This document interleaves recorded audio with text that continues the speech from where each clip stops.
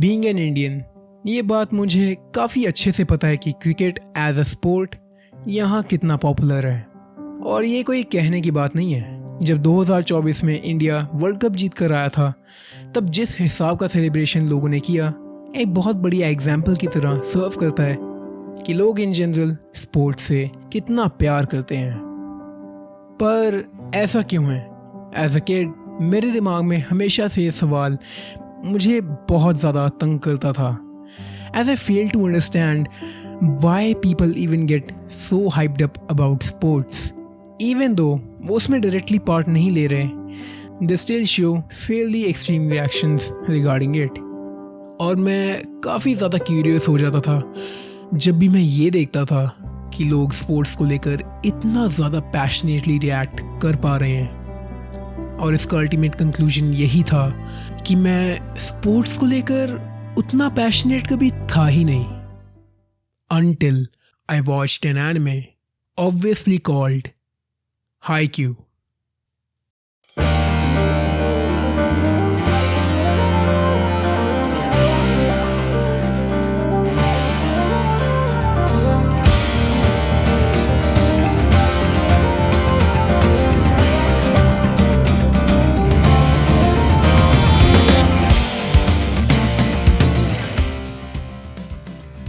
काफ़ी लोगों के लिए हाईक्यू सिर्फ एक एवरेज स्पोर्ट्स एनिमे होगा, पर ये मेरे लिए एवरेज के नज़दीक भी नहीं आता, क्योंकि ये मेरा पहला स्पोर्ट्स एनिमे है, so it holds a special place in my heart. जितना मैंने हाईक्यू को एक्सपीरियंस किया है और उसके बाद जितने मैंने स्पोर्ट्स एनिमे देखे हैं, I can confidently say that Haikyu definitely is very special.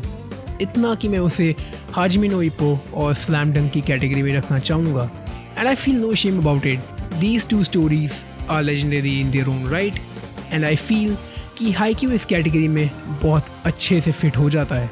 ये बहुत सारी चीज़ें अच्छे से मैनेज कर लेता है, one of them being its characters, especially the main character Hinata Shoyo. Surface पे हिनाटा बाकी सारे एम्बिशियस शोनेन प्रोटैगनिस्ट जैसा है, simple and dumb. I mean जहाँ केनमा जैसे कैरेक्टर्स अपनी फेवरेट वीडियो गेम का नाम लेने में इतना टाइम ले लेंगे, वहीं हिनाटा जैसा कैरेक्टर अपनी मन पसंदीदा मांगा का फेवरेट कैरेक्टर इमीडिएटली बता देगा। एंड वाइल आई बिलीव एक फेयरली अच्छा एग्जाम्पल है उसकी सिंप्लिसिटी को हाईलाइट करने के लिए, पर साथ में ये भी बताता है कि वो कैसे अपनी इसी ईजी गोइंग पर्सनैलिटी की वजह से थ्रू आउट द सीरीज़ इतने सारे कैरेक्टर्स को इन्फ्लुएंस कर पाता है। इसका वॉलीबॉल में आने का रीज़न भी उतना कुछ खास बड़ा नहीं था। जहां बाकी सारे स्पोर्ट्स प्रोटैगनिस्ट का ऑलरेडी एक रीज़न या फिर एक आइडल होता है, हिनाटा का ना ही कोई रीज़न था ना ही कोई आइडल। उसे वॉलीबॉल के बारे में कुछ खास पता भी नहीं था। बट दैट ऑल चेंजेस जब वो बाईसाइकिल चलाते हुए एक सिंपल से कन्वीनियंस टीवी स्टोर पे वॉलीबॉल मैच को देख लेता है। वो मैच नेशनल लेवल मैच होता है कारासुनो टीम का, जहां उस टीम का एक प्लेयर डिस्पाइट अपनी छोटी हाइट के अपनी टीम के लिए एफर्टलेसली स्कोर्स पे स्कोर्स ला रहा होता है। उस मैच का कमेंटेटर भी उस मोमेंट को बहुत ज़्यादा हाइप अप कर रहा होता है और उस प्लेयर का नाम देता है द लिटिल जायंट। ये नाम और ये मोमेंट हिनाटा के दिमाग में बैठ जाते हैं, इवन दो ना उसने उसका चेहरा देखा होता है ना ही उसे उसका असली नाम पता है। वो फिर भी उसे अपना आइडल बना देता है, बिकॉज ही बिलीव्स कि अगर लिटिल जायंट जैसा प्लेयर अपनी छोटी हाइट के बावजूद भी इतना बढ़िया तरीके से खेल सकता है तो फिर वो क्यों नहीं। और बस यही इनफ था हिनाटा का वॉलीबॉल के रास्ते पे चलने के लिए। पर ऐसा नहीं है कि ये रास्ता बहुत ज़्यादा आसान होने वाला है। एज हर एक बढ़िया काम करते टाइम तुम्हें काफ़ी सारे हर्डल्स का सामना करना ही पड़ेगा, और हिनाटा के लिए उसकी सबसे बड़ी हर्डल्स हैं उसकी छोटी हाइट और उसके मिडिल स्कूल में एक प्रॉपर बॉयज़ वॉलीबॉल क्लब का ना होना। वाइल छोटी हाइट उसके लिए इतनी बड़ी प्रॉब्लम नहीं है, as despite his short height वो फिर भी काफ़ी बढ़िया तरीके से खेलता है and still is able to enjoy volleyball. पर एक प्रॉपर वॉलीबॉल टीम का ना होना एक बहुत बड़ी प्रॉब्लम है, बिकॉज इसी की अनअवेलेबिलिटी की वजह से वो वॉलीबॉल के बेसिक फंडामेंटल्स भी क्लियर नहीं कर पाता, और इस चीज़ से वो थ्रू आउट द सीरीज़ काफ़ी बार स्ट्रगल करता है, but that doesn't really stop him from enjoying volleyball. As हम देखते हैं कि वो एक प्रॉपर क्लब ना होने के बावजूद भी अपने दोस्तों को उसके लिए टॉस करने को बोलता है। डिस्पाइट उसे काफ़ी बार रिजेक्शन का सामना करना पड़ता है, वो फिर भी उन्हें काफ़ी बार इंसिस्ट करता है, और जब कोई उसके लिए टॉस करने को राज़ी हो जाता है तब वो काफ़ी ज़्यादा खुश हो जाता है। और ये चीज़ यही दिखाती है कि वो वॉलीबॉल से कितना ज़्यादा प्यार करता है। Hinata as a sports protagonist एक काफ़ी बड़ी एनॉमली है, एज उसके पास वो सारी चीज़ें नहीं हैं जो बाकी सारे स्पोर्ट्स प्रोटैगनिस्ट के पास हैं, जैसे कि उसका लैक ऑफ एक्सपीरियंस और उसकी शॉर्ट हाइट। और इन दोनों चीज़ों के ना होने की वजह से वो एक स्पोर्ट्स मांगा के प्रोटैगनिस्ट होने के लिए सूटेबल है ही नहीं, और एग्जैक्टली इसी रीज़न की वजह से वो राइटिंग के पर्सपेक्टिव से एक काफ़ी बढ़िया प्रोटैगनिस्ट है। ऐसे काफ़ी इंटरेस्टिंग हो जाता है कि वो अपने इन रेस्ट्रिक्शंस की वजह से अपने स्ट्रगल्स को कैसे ओवरकम कर पाएगा, और जब वो इन स्ट्रगल्स को ओवरकम करता है तो वो रिवॉर्ड काफ़ी ज़्यादा अर्न फील होता है, प्रूविंग कि उसे लाइकेबल बनने के लिए ओवरली कॉम्प्लेक्स होने की बिल्कुल भी ज़रूरत नहीं है। By being simple and being himself, he can still be a very lovable protagonist. Haikyu बाकी स्टोरीज की तरह अपने कैरेक्टर्स को एक विजिबल स्ट्रगल देता है। Just like Hinata, many characters within the series are going through something. जो चीज़ उनके स्ट्रगल्स को खास बना देती है वो ये कि वो काफ़ी ग्राउंडेड और पर्सनल फील होते हैं। हर एक कैरेक्टर या तो फिर अपनी शॉर्ट कमिंग्स या फिर अपनी हालातों की वजह से स्ट्रगल कर रहा होता है। लाइक हिनाटा के नर्वस क्रैम्प्स, जिस वजह से उसे हर एक मैच से पहले बाथरूम में जाना पड़ता है। उसे इन नर्वस क्रैम्प्स का सामना अपने सबसे बड़े डर की वजह से करना पड़ता है, दैट बीइंग कि वो अच्छा नहीं खेल पाएगा, जिस वजह से वो ज़्यादा देर तक कोर्ट में नहीं टिक पाएगा। और इसी डर की वजह से वो काफ़ी रिडिकुलस हरकतें करने लगता है, just like during Karasuno's first practice match against Aoba Johsai, जहाँ पे वो नर्वसनेस और प्रेशर की वजह से अपने टीममेट तानाका के ऊपर उल्टी कर देता है। इवन ड्यूरिंग देयर मैच वो ऐसी हरकतें करता है जिस वजह से वो अनइंटेंशनली अपनी टीम का पहला सेट सैबोटाज कर देता है। और उसी मोमेंट पे तानाका आता है और हिनाटा को ये रियलाइज़ करवाता है कि उसे फालतू परेशानी लेने की बिल्कुल भी ज़रूरत नहीं है। He doesn't have to care about being substituted. All he has to do is just play the match like he does. और अगर वो कोई गलती कर भी देता है तो उसके टीममेट्स हैं यहाँ पे जो उसकी गलतियों को देख लेंगे, so he can just do whatever the hell he wants and create all the trouble he can as they are here for him. And this reaffirms Hinata's courage in his team and himself. Hinata की ये सारी हरकतें काफ़ी comedy वे में दिखाई जाती हैं, पर हम एज व्यूअर्स ये भी समझते हैं कि वो इंटेंशनली ये सब चीज़ें नहीं कर रहा, बल्कि अपने कमियों की डर की वजह से ये सब कर रहा है। हम भी थ्रू आउट लाइफ काफ़ी ज़्यादा नर्वस और प्रेशर फील करते हैं, and during that moment we probably end up doing some of the most ridiculous things even if we don't intend to. और किसी फिक्शनल कैरेक्टर को ये सब चीज़ें एक्सपीरियंस करना उन्हें सिर्फ एक 2D ड्राइंग बने रहने की बजाय एक एक्चुअल सेंस ऑफ रियलिज्म देता है, और हाईक्यू ये बहुत अच्छे से पुल ऑफ कर लेता है। As throughout the series काफ़ी ऐसे मोमेंट्स हैं जहां हम इन कैरेक्टर की कमियों से वाकफ़ हो रहे होते हैं, पर जो चीज़ मुझे पसंद है वो ये है कि कैसे ये कैरेक्टर्स अपनी कमियों को हैंडल करते हैं, जो मुझे इस सीरीज़ के सेकंड मेन कैरेक्टर और हिनाटा के सबसे तगड़े राइवल पे ले आता है, that being Tobio Kageyama. Kageyama as a whole Hinata के मुकाबले काफ़ी इंटरेस्टिंग कैरेक्टर है, द रीज़न बीइंग कि वो बाकी शोनेन राइवल से काफ़ी ज़्यादा अलग है। जो चीज़ उसे काफ़ी खास बना देती है वो ये है कि एज अ प्लेयर कागयामा काफ़ी ज़्यादा एक्सपोनेंशियली खेलता है. He is really one of the best setters in his team. पर एक फ्लॉ की वजह से वो अपना 100% पोटेंशियल बाहर लेकर नहीं आ पाता. That flaw being his initial lack of team work. Kageyama का ये initial lack of team work उसके ये सोचने से आता है कि अपनी टीम में वो ही सबसे बढ़िया खेलता है, और अगर कोई लैक करता है तो वो हैं उसके टीममेट्स, जिस वजह से वो अपने टीममेट्स पे हमेशा लैश ऑन कर जाता है just for not being able to match his sets. The thing is that Kageyama doesn't even realise कि सबसे बड़ी प्रॉब्लम वो खुद है. उसका ये एग्रेसिव अप्रोच उसके टीममेट्स और उसके बीच में एक बहुत बड़ा ड्रिफ्ट पैदा कर देता है, giving him a very suitable name, that being the king of the court. Obviously इसे as a mark of respect तो बिल्कुल नहीं दिया जाता, बल्कि as a mark of shame दिया जाता है for his lack of team work. Because rather than a king वो एक डिक्टेटर की तरह अपनी शॉर्टकमिंग्स को एक्सेप्ट ना करके हमेशा अपने टीममेट्स को डांटता रहता है for the mistakes they are not even responsible for.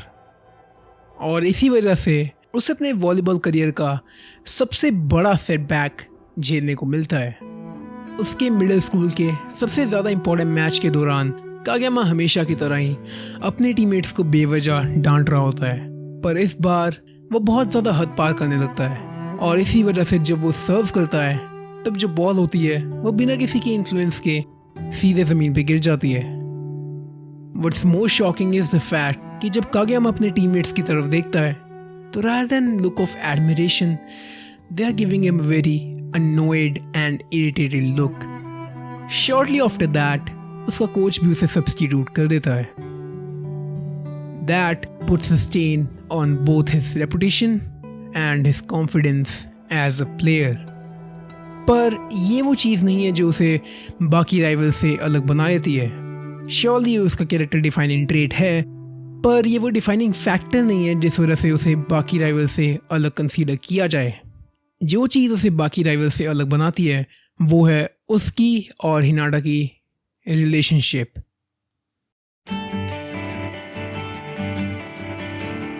जो चीज़ हिनाटा और कागयामा की राइवलरी को अलग बना देती है वो ये कि वो सिर्फ एक सेंस ऑफ कंपटीशन पे बेस्ड नहीं होती, बल्कि एक सेंस ऑफ कॉमरेडरी भी देती है. Surely through out the series काफ़ी ऐसे मोमेंट्स हैं जहां दोनों यूजुअल राइवल्स की तरह बिहेव करते हैं, पर ऐसे भी मोमेंट्स हैं जहां दोनों एक दूसरे पर जेन्युइन एफर्ट्स डालते हैं. वो दोनों एक दूसरे की शॉर्टकमिंग्स और एक दूसरे के स्ट्रॉन्ग पॉइंट्स को काफ़ी अच्छे से जानते हैं.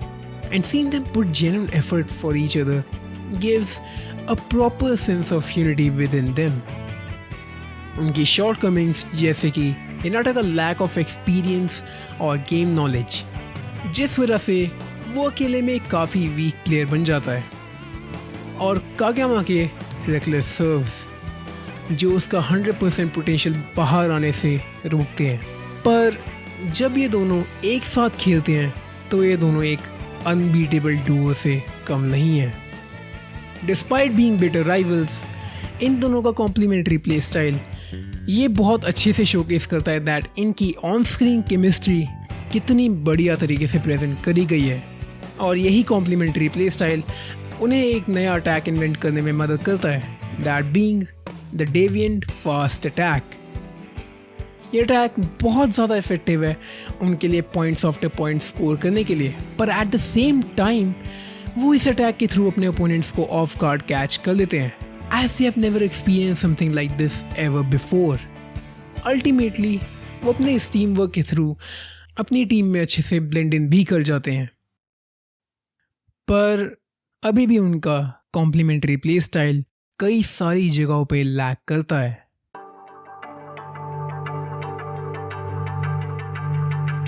Despite them blending their play style really well, वो अपने प्रॉपर पोटेंशियल से बहुत ज़्यादा दूर हैं. ये चीज़ मुझे हाईक्यू की बहुत ज़्यादा पसंद है, एज ये दिखाता है कि सीरीज़ में best of the best players भी कई सारी जगहों पर लैक करते हैं, शोइंग कि यहाँ अभी भी कितनी ज़्यादा रूम फॉर ग्रोथ अवेलेबल है. जैसे कि हिनाटा जो कि अपने इतने हाई स्टैमिना और अपने हाई जंपिंग कैपेबिलिटी की वजह से काफ़ी अच्छा खेल पाता है। उसका एक मेजर फ्लॉ ये है कि वो सीरीज़ की शुरुआत में हमेशा अपनी आंखें बंद करके स्पाइक करता है, जिस वजह से वो हमेशा अपने टीममेट्स पे रिलाई करता है, स्पेशली कागयामा, जो उतना बुरा नहीं है एज वॉलीबॉल एक टीम स्पोर्ट है और अपने टीममेट्स पे रिलाई करना काफ़ी ज़्यादा नॉर्मल है। That's what they are here for. पर इसका एक सबसे बड़ा ड्रॉबैक ये है कि उसके ओपोनेंट्स इजीली उसके अटैक से अडेप्ट कर लेंगे और कागयामा के लिए उसका सबसे बड़ा मेजर फ्लॉ है उसके सर्व्स। वाइल उसके सर्व्स पॉइंट स्कोरिंग के लिए काफ़ी ज़्यादा वायबल है, सिर्फ एक बुरी आदत की वजह से उसके सर्व्स हमेशा अपने 100% पोटेंशियल पे लिव ऑन नहीं करते। और उसकी सबसे ज़्यादा बुरी आदत है अपने सर्व्स अपने स्पाइकर्स के अकॉर्डिंग एडजस्ट ना करना।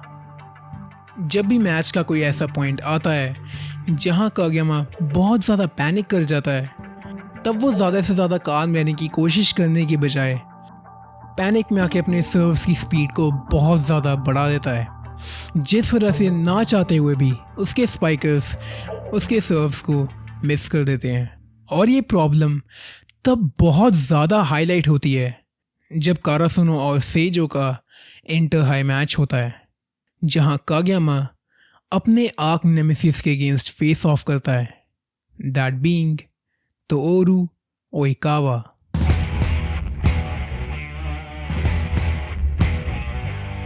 ओइकावा इन मेनी वेज कागयामा से एक बहुत बेटर प्लेयर है। द रीज़न बीइंग कि वो अपनी टीम के साथ बहुत अच्छे से ब्लेंड इन कर जाता है और उन प्लेयर्स को भी संभाल लेता है जो किसी के काबू में नहीं आते, लाइक द मैड डॉग।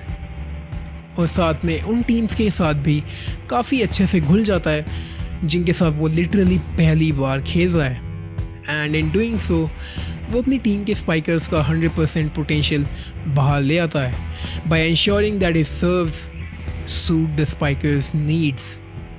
और यही चीज़ ओइकावा और कागयामा के बीच में सबसे बड़ा स्टार्क कॉन्ट्रास्ट बन जाता है। आयरॉनिकली इनफ सेजो के 2 टीम मेंबर्स एक टाइम पर कागयामा के साथ खेला करते थे और जहां कागयामा अपने प्लेयर्स को छोटी सी गलती पे भी डांटना शुरू हो जाता था, ओइकावा ये समझता है कि उसके प्लेयर्स हर एक इंसान की तरह गलतियां करेंगे, सो वो उन्हें लेट गो करके आगे अच्छा खेलने के लिए इंस्पायर करता है, just like a idol setter and an idol captain. और इसी डिमीनर की वजह से उसके प्लेयर्स उसे एक आइडल कैप्टन एक्नॉलेज करके उसे काफ़ी रिस्पेक्ट देते हैं। पर ओइकावा भी किसी भी एंगल से परफेक्ट नहीं है। मिडिल स्कूल के टाइम पे दोनों ओइकावा और कागयामा एक ही स्कूल में जाया करते थे, दैट बीइंग कितागावा दाइची। अपने टाइम पे ओइकावा अपनी टीम का सबसे ज़्यादा ब्रिलियंट सेटर और एक बहुत ज़्यादा रिस्पेक्टेड प्लेयर होता है, जिस वजह से उसे काफ़ी ज़्यादा पॉपुलैरिटी और अवार्ड्स भी मिलते हैं। और ये वो सब अचीव करता है all through his sheer hard work. So obviously Kageyama भी उससे काफ़ी ज़्यादा इंस्पायर हो जाता है। पर क्रैक्स तब आने लगते हैं जब वो और उसकी टीम शिरा तोरिजावा के अगेंस्ट मैच हार जाते हैं। And to add fuel to the fire, Kageyama भी उस टाइम पे काफ़ी ज़्यादा प्रोग्रेस कर रहा होता है।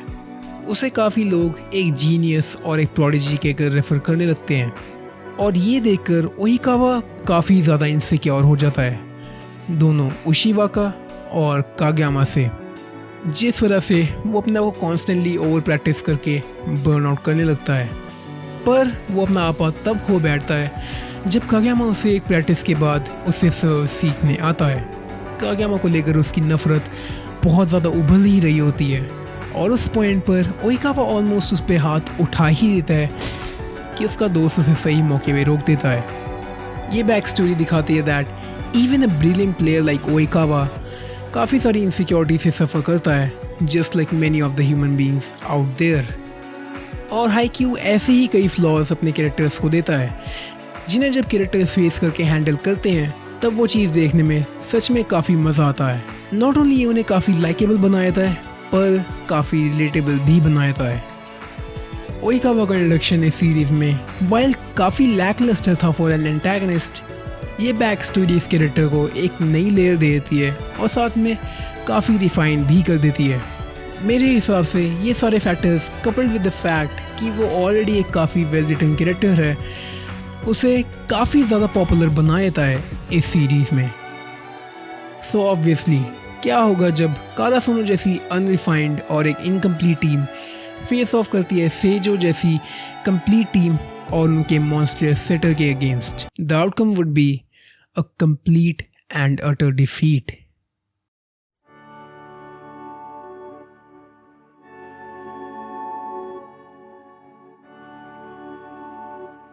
जो कारासुनो के साथ होता भी है। After just 2 matches, third match के इंटेंस फेस ऑफ के बाद कारासुनो हार जाती है, ultimately getting disqualified from the inter high preliminaries tournament.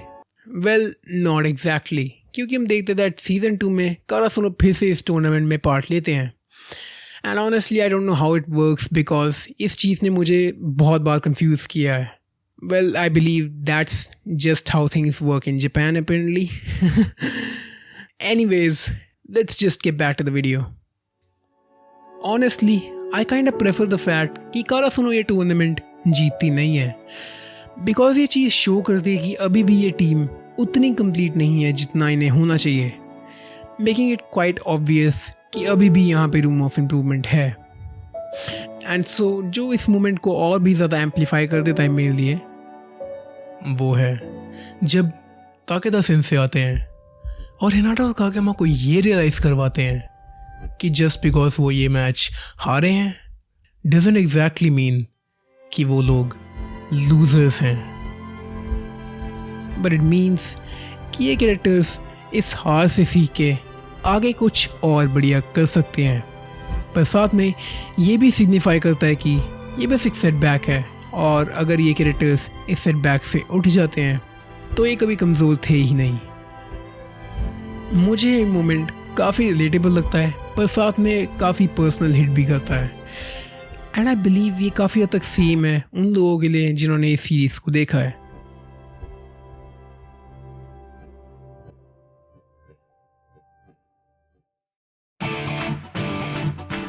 Well, अब मैं इस स्टोरी से थोड़ा हट के कारासुनो एज अ टीम पे थोड़ा फोकस करना चाहूँगा। आफ्टर ऑल ये सीरीज़ का एक सेंट्रल फोकल पॉइंट है, so not talking about it doesn't really justify this video at all. Karasuno team मुझे इस सीरीज़ का एक सबसे बढ़िया एलिमेंट लगता है, मेनली बिकॉज ये लोग एक दूसरे के साथ एक टीम का बॉन्ड तो शेयर करते ही हैं, पर उसके साथ एक दूसरे के सबसे बढ़िया दोस्त भी हैं। हर एक टीममेट की अपनी एक इंटरेस्टिंग पर्सनैलिटी है, पर साथ में एक दूसरे के साथ एक बहुत बढ़िया कॉम्प्लीमेंट्री डिमीनर भी। अगर मैं इस टीम के अपने पर्सनल फेवरेट मेंबर्स की बात करूं तो मुझे तानाका और निशिनोया दोनों काफ़ी पसंद हैं, मेनली बिकॉज ये दोनों कॉमेडी रिलीफ की तरह एक्ट तो करते ही हैं, जिस वजह से सीरीज़ में काफ़ी सारे फ़नी मोमेंट्स भी इनकॉर्पोरेट हो जाते हैं। पर जब बात इनकी मैचेस की परफॉर्मेंस पे आती है तब ये दोनों अपनी पूरी एनर्जी काफ़ी अच्छे से शोकेस कर पाते हैं, प्रूविंग द फैक्ट कि ये दोनों सिर्फ कॉमेडी रिलीफ कैरेक्टर्स नहीं हैं, पर एक्चुअली में इस टीम का सबसे इम्पॉर्टेंट हिस्सा भी हैं, जो मुझे पर्सनली काफ़ी ज़्यादा पसंद है। जस्ट बिकॉज सीरीज़ का मेन फोकस कागेमा और हिनाटा पे है डजंट रियली मीन कि हाईक्यू कारासुनो टीम के बाकी मेंबर्स को अपनी डेवलपमेंट नहीं देगा। क्वाइट द कॉन्ट्रैरी, उन्हें भी अपनी डेवलपमेंट मिलती है और अपने शाइनिंग मोमेंट्स भी। वो सिर्फ बैकग्राउंड कैरेक्टर्स नहीं है जो सिर्फ स्टोरी को आगे बढ़ाने का काम कर रहे हैं, पर एक्चुअली में अपनी स्टोरी के मेन कैरेक्टर्स हैं जो अपने स्ट्रगल्स और अपनी मोटिवेशंस लेकर आए हैं। कई बार कारासुनो टीममेट्स के बीच में काफ़ी बार कॉन्फ्लिक्ट्स आते हैं, पर वो उन्हें सॉर्ट आउट करके फिर से रिकनसाइल कर जाते हैं, और इन सभी रीजंस की वजह से सीरीज़ में फ़नी मोमेंट्स के साथ काफ़ी सारे होलसम और इमोशनल मोमेंट्स भरे हैं। लाइक दैट वन टाइम जहाँ पूरी कारासुनो टीम सेजो से इंटर हाई टूर्नामेंट हार जाती है। ऑब्वियसली ये पूरी टीम इस हार से काफ़ी ज़्यादा निराश है, पर इन सभी चीज़ों के बीच में जो मेरा सबसे पर्सनल फेवरेट मोमेंट है वो है जब ये लोग सभी एक साथ रोते रोते खाना खा रहे होते हैं। ये हार इस टीम के चेहरों पे एक बहुत बड़ा तमाचा है, क्योंकि इतनी मेहनत करने के बाद और इतना आगे आने के बाद हारना काफ़ी ज़्यादा डिसअपॉइंटिंग फील होता है, जिस वजह से वो आगे रखा खाना डिज़र्विंग फील ही नहीं होता।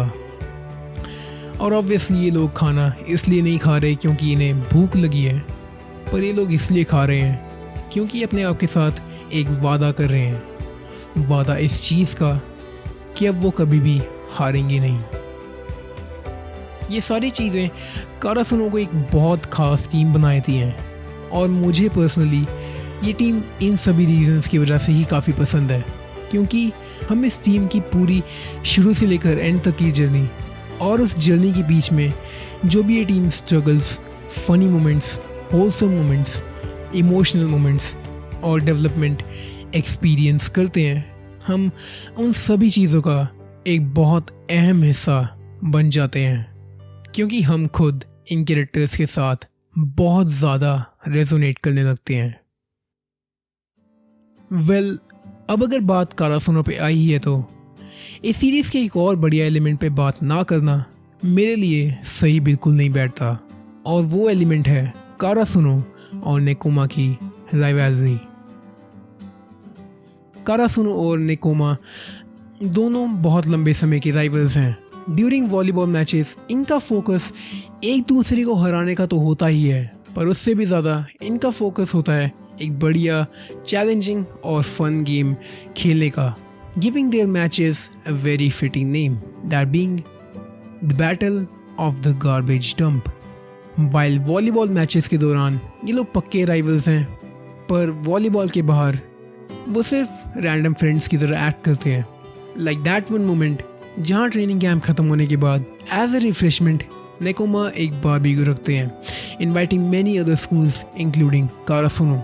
और जो चीज़ इस मोमेंट को ख़ास बना देती है वो ये कि एक पल के लिए अपनी आपस की राइवलरी को भुलाकर कारासुनो और बाकी सारे स्कूल्स सिर्फ एक नॉर्मल फन टाइम बिता रहे हैं। वाइल ये मोमेंट इतना कुछ खास वेट होल्ड नहीं करता, it still is quite special in the long run, because aside from volleyball players वो सिर्फ हाई स्कूल स्टूडेंट्स हैं जो सिर्फ एक बढ़िया टाइम बिताना चाहते हैं। और मुझे पर्सनली हाईक्यू में ऐसे मोमेंट्स काफ़ी ज़्यादा पसंद है जो स्पोर्ट्स और कंपटीशन से हट के इन छोटी मोमेंट्स पे ऐड करते हैं, making up for really nice wholesome moments, जो मुझे अब इस स्टोरी के सबसे पहले ट्रेनिंग आर्क पे ले आता है, obviously being the training camp arc. या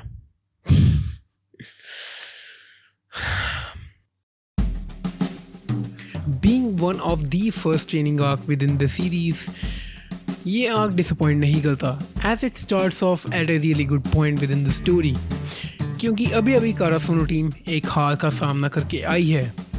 So obviously starting a training arc right off the bat is a really good move, सिर्फ एक ही रीज़न की वजह से, that being the progression of the characters.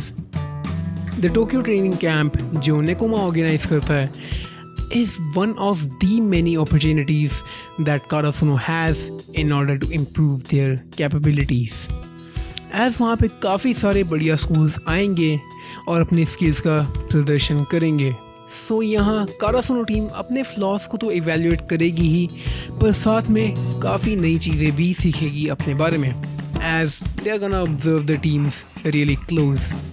But by also playing the matches and losing against them for the most part allows the team to know that where they lack, और यहीं से ये अपनी floss को evaluate करके अपने को improve करना शुरू कर देते हैं, पर साथ में अपनी ऑब्जर्वेशंस को ध्यान में रख के नई टेक्निक्स क्राफ्ट करने लगते हैं। लाइक निशिनोया जो कि इस टीम का लिबेरो है, having one of the most important role in the whole team, क्योंकि यही इस टीम का सबसे इम्पॉर्टेंट डिफेंस है। अब सेट करना सीख रहा है, obviously by abiding the rules. और असाही जो कि वाइल इस टीम का विंग स्पाइकर है, अब सर्व करना सीख रहा है। सो ये अच्छे से दिखाता है कि टीम अपने हार को देखकर अपने आप को अब काफ़ी ज़्यादा इम्प्रूव कर रही है। as they have one chance and they can't afford to lose this time. बाकी सभी की तरह ही हिनाटा भी अपना एक मेजर फ्लॉ रिकॉग्नाइज करता है, that being his fast attack, जो कि अब उतना वायबल नहीं है as many of the teams have already adapted to his attack. So obviously अब वो डिसाइड करना चाहता है कि वो बॉल कहाँ और कैसे लैंड करेगा, और ये करने के लिए उसे अटैक करना पड़ेगा अपनी आंखों को खोल के, जो चीज़ कागयामा को बिल्कुल पसंद नहीं आती, बिकॉज ही स्टिल बिलीव कि उसका ये डेविएंट फास्ट अटैक अभी भी काफ़ी वायबल है and he doesn't want to take risk. वो ये सोचता है कि सिंस हिनाटा उतना बढ़िया प्लेयर नहीं है तो उसे अपनी मनमर्जी करने देना काफ़ी बड़ा रिस्क बन सकता है इस टीम के लिए. ऑब्वियसली इसी क्लैश ऑफ आइडियोलॉजीज़ की वजह से इन दोनों के बीच में एक माइनर कन्फ्लिक्ट आ जाता है and it shows that Kageyama still hasn't learned much from his dictator phase. वो अभी भी हिनाटा को क्विक अटैक्स करने में फोर्स करता है और ये चीज़ रिकॉग्नाइज नहीं करता कि वो कितनी बड़ी गलती कर रहा है. Until he meets ओइकावा, जहाँ उसे पता लगता है that bye not doing a much needed change in his play style वो हिनाटा का पोटेंशियल तो रोक ही रहा है पर साथ में अपना भी पोटेंशियल रोक रहा है. और कागयामा का ये सोचना कि सब कुछ ठीक है एज इट इज़ ये भी दिखाता है कि वो कितना बड़ा कॉवर्ड है. That's when he decides to change. और अब वो फाइनली अपने सेट्स को अपने स्पाइकर्स के हिसाब से एडजस्ट करने में लग जाता है. और इस पॉइंट तक हिनाटा भी अपने नए प्ले स्टाइल से काफ़ी ज़्यादा अडेप्ट कर चुका है. और जब ये दोनों अपना रिफाइंड प्ले स्टाइल कंबाइन करते हैं तब जन्म होता है उनके फास्ट अटैक के एक रिफाइंड और इवन बेटर वर्जन का. सो ऑब्वियसली इतनी मेहनत के बाद इनकी मेहनत का फल तो इन्हें मिलना ही चाहिए. Karasuno as a team has finally aligned their gears.